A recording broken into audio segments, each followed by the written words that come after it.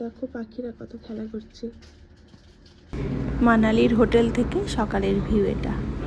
Good morning everyone, কেমন আছো সবাই? আজকে আমাদের ডে 2। তো এবার আমরা ব্রেকফাস্ট করতে যাচ্ছি।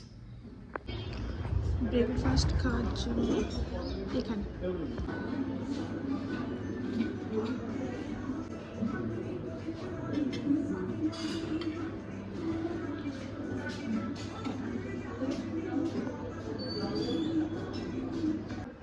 এই হোটেল থেকে আমরা বার হয়ে যাচ্ছি আবার অন্য ডেস্টিনেশন।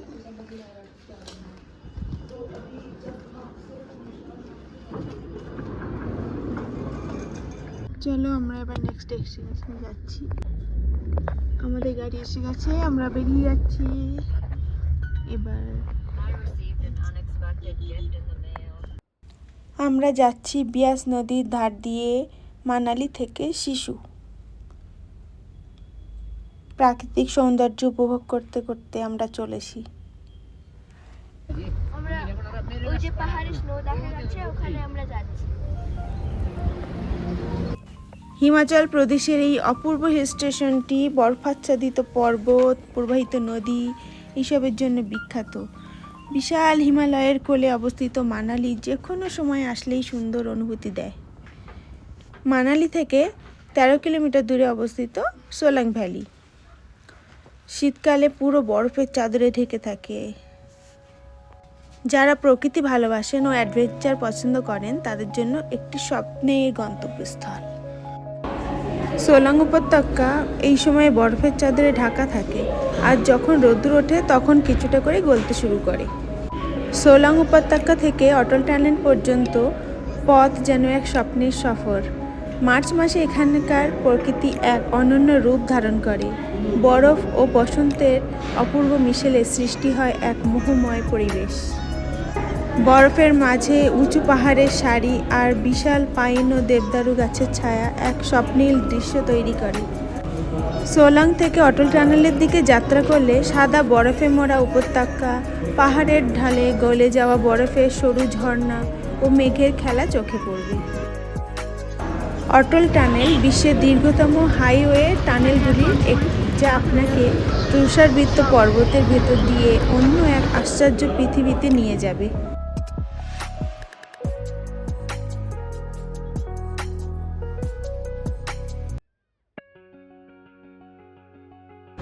সূর্যের আলো বরফের উপর পড়ে ঝলমলের রূপ ধারণ করে, যা ফটোগ্রাফারদের জন্য এক স্বর্গীয় সুযোগ।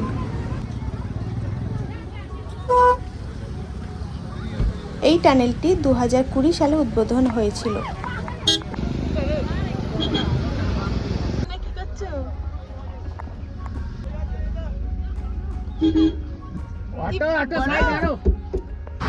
টানেলের অপর প্রান্তে বেরোলেই লাহুল উপত্যকার অপূর্ব সৌন্দর্য ধরা দেবে।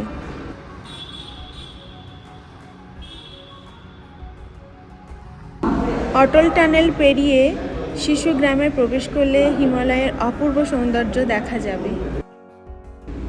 অটল টানেলের উদ্বোধনের পর থেকে শিশু পর্যটকদের জন্য আরও সহজলভ্য হয়েছে, ফলে এর প্রাকৃতিক সৌন্দর্য উপভোগ করতে এখন সারা বছরই ভ্রমণকারীরা এখানে আসতে পারেন।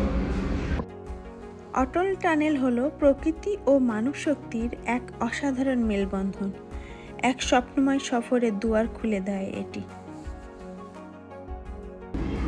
তাপমাত্রা ধীরে ধীরে বাড়তে থাকলেও সকাল ও বিকেল ঠান্ডা অনুভূত হয় এখানে। অটল টানেল থেকে শিশুর দিকে এগোলেই এক নতুন জগতে প্রবেশ করার অনুভূতি হয়। লাহুল উপত্যকার বিস্তীর্ণ সৌন্দর্য, বরফ ঢাকা পাহাড়, শান্ত নদী আর স্বচ্ছ নীল আকাশ মিলে পথটিকে এক স্বপ্ন রাজ্যে পরিণত করে। টানেল থেকে বেরোলেই চোখে পড়বে লাহুল উপত্যকার অপূর্ব সৌন্দর্য, যেখানে প্রকৃতি যেন তার সমস্ত রূপ উজাড় করে দিয়েছে।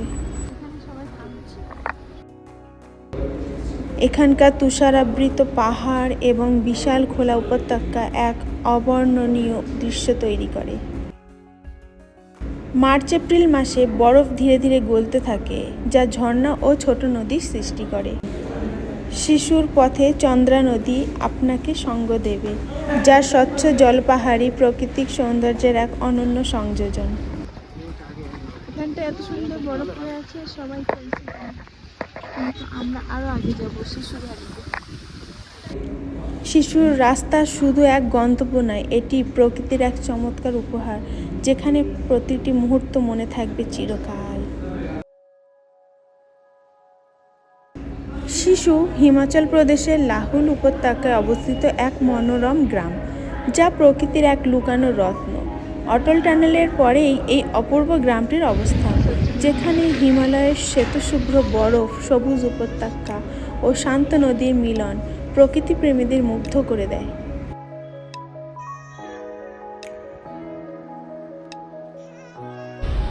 বরফ গলে ছোট ঝর্ণা সৃষ্টি হয়েছে। শিশুর সৌন্দর্য এতটাই অপূর্ব যে একবার এখানে এলে মন আর ফিরে যেতে চায় না। হিমালয়ের কোলে অবস্থিত এই স্বর্গরাজ্য প্রকৃতি প্রেমীদের জন্য এক অনন্য অভিজ্ঞতা নিয়ে আসে। এত সুন্দর রাস্তা অতিক্রম করে আমরা আমাদের গন্তব্যস্থলে পৌঁছে গেছি। প্লামধারা হোটেল, শিশু ভ্যালিতে প্লামধারা, এখানে আজকে রাত্রে হোটেলের সামনে এত সুন্দর অপরূপ দৃশ্য আমরা দেখতে পাচ্ছি। আমার রাস্তাটা কবে রোদ্দুরের জন্যই গরম, রুমটাও বন্ধ। হোটেলে পৌঁছে গেছি আর এই ভিউ।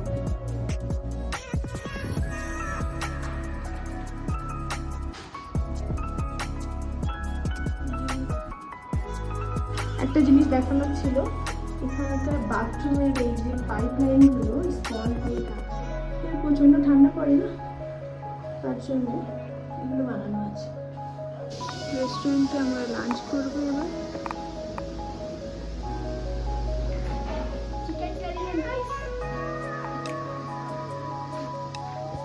লাঞ্চে খেয়েছি আমরা আজকে মাংস ভাত আর ভেজিটেবল রুটি।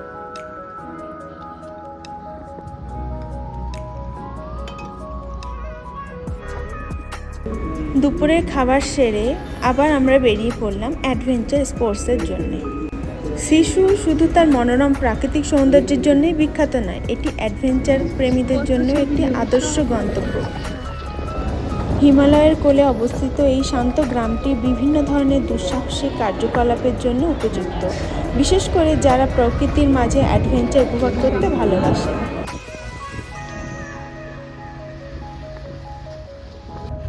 শুজ 100 রুপিস থাকে না। আর এই যে একটু একটু বরফ পড়ছে উপর থেকে, এই যে মেঘলা হয়েছে না, এবার বরফ পড়তেই পারে।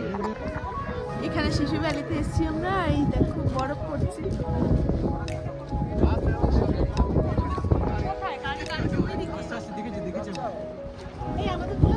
তোমার মাথায় এই যে সাদা সাদা হালকা হালকা হচ্ছে এখন।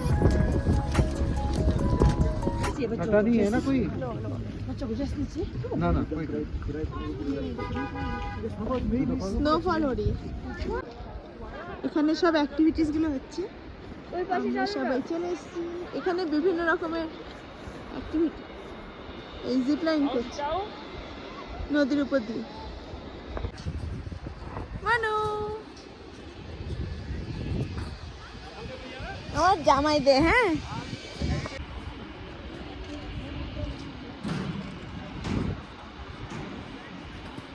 বরফ আর বরফ, চারিদিকে শুধু বরফ।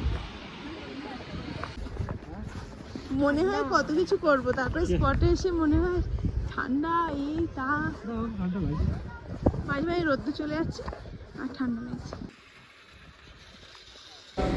এখানে প্রতিটি মুহূর্ত রোমাঞ্চ ও উত্তেজনায় ভরপুর। যদি আপনি প্রকৃতির মাঝে অ্যাডভেঞ্চারের স্বাদ নিতে চান, তবে শিশু আপনার জন্য এক স্বপ্নের গন্তব্য। মাম্মা কি করছো? এই যে হাত শেপ বানাচ্ছি তোমার জন্য, এই দেখো, ওয়াও, এই দেখো কত বড়।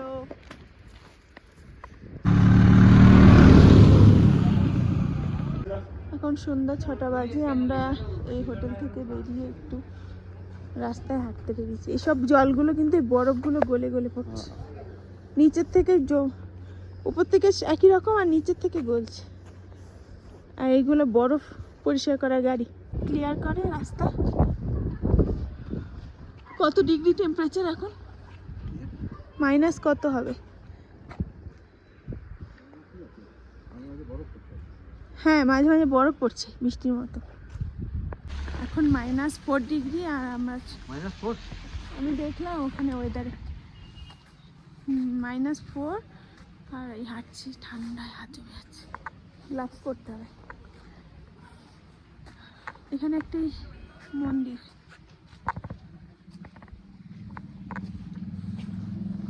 ঠান্ডার মধ্যে হাঁটতে একটা অন্যরকম। এখানে শুধু নাইট স্টের জন্যই মানুষ থাকে, তাই না? আর নিচে সমস্ত অ্যাডভেঞ্চার কথা বলছিলাম, বললো এইগুলো তুমি বরফের সময় কোনো কোথায় যাবে, এখানেই খাও। তা বললাম না, বেশি বরফে চলে যায় নিচে। না বলে আমরা এখানেই থাকি। আচ্ছা, এখন অটল টানেল সবসময় খোলা থাকে, ও, তো আজ আমাদের সামান এইসব অনেক কিছু সব আছে, তো আমরা কিছু পাই। এখন 6টা 10 আর এই সানসেট হব ভাব, দেখছো আকাশ। হয়ে গেছে, তারপর সব এই রাস্তাটা সোজা লে লাদাখ চলে যাচ্ছে। ইলেকট্রিসিটি আছে, যাদের কোনো সিগন্যাল আছে, ইন্টারনেট আছে, সব আছে। কি সুন্দর। এটা ইভিনিং ওয়াক হচ্ছে আমাদের, রাত্রে আবার ওয়াক করবে খাওয়া দাওয়া করে। দেখি চাঁদ চাঁদ ওঠে। এত মেঘলা আকাশ আজকে।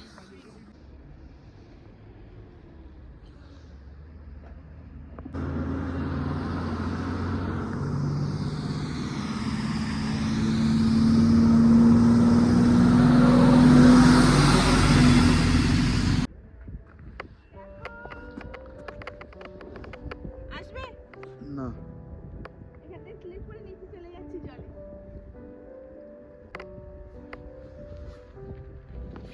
অ্যাডভেঞ্চার ভালো হচ্ছে। উপরে ওঠো, দেবে যাবে।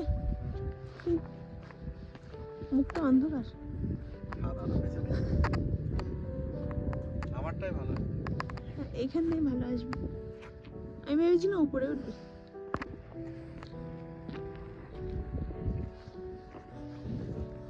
ওই যে ওটা দেখছো না, ওইখান থেকে পরে না জল হয়ে যাবে ওটা, আর রাস্তা ক্রস করে এখানে নিয়ে পড়বে।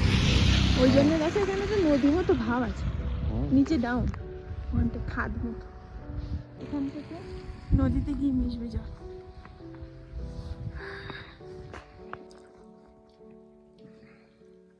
সন্ধ্যেবেলা এই যে ম্যাগি এনে বাইরে থেকে এনে ঘরে বসে খাচ্ছি।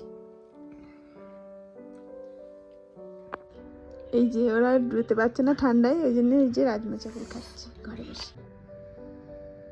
রাত্রের পরিবেশ দেখো, হাওয়া হচ্ছে প্রচন্ড জোরে, -8 ডিগ্রি এখন। চলো, গুড নাইট, সবাই ভালো থেকো, সকালে দেখা হবে। রাত্রের ভিউটা একবার দেখো,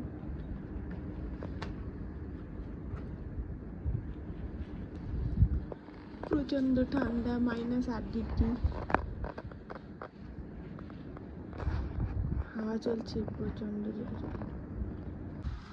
আবার কাল সকালে দেখা হবে। দেখো, এটা দেখলে বুঝতে পারবে কত জোরে হাওয়া চলছে।